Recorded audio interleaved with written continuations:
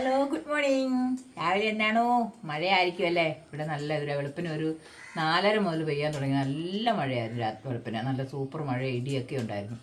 പിന്നെ എല്ലാവരും എന്നെ എടുക്കുന്ന കാപ്പൂടിയൊക്കെ കഴിഞ്ഞു. ഞായറാഴ്ചയുണ്ട്, എല്ലായിടത്തും കപ്പയും ബീഫും അല്ലെങ്കിൽ ചിക്കനും അപ്പവും അതൊക്കെ ആയിരിക്കും. ഇന്ന് ഞങ്ങൾക്ക് ഇതിലൊന്നുമില്ല. ഈ ദൈവം തന്നെ അടുത്തെന്നറിയോ, അവല് രാവിലെ നനച്ചെന്നറിയാം. ഈ പഴം ഇത് ഷുഗർ പഴമാണ്, കണ്ടോ?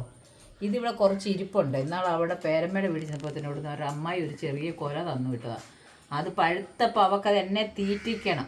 അതിന് വേണ്ടി അവൾ ഇന്ന് അവൽ രാവിലെ നനച്ച് തന്ന അവൽ ഇതിൻ്റെ കൂടെ തിന്ന അമ്മ അവലും കൂട്ടി ഇത് കഴിക്കാമെന്ന് പറഞ്ഞു. ശർക്കര ഇട്ടിച്ചിരി അവൽ നനച്ചു.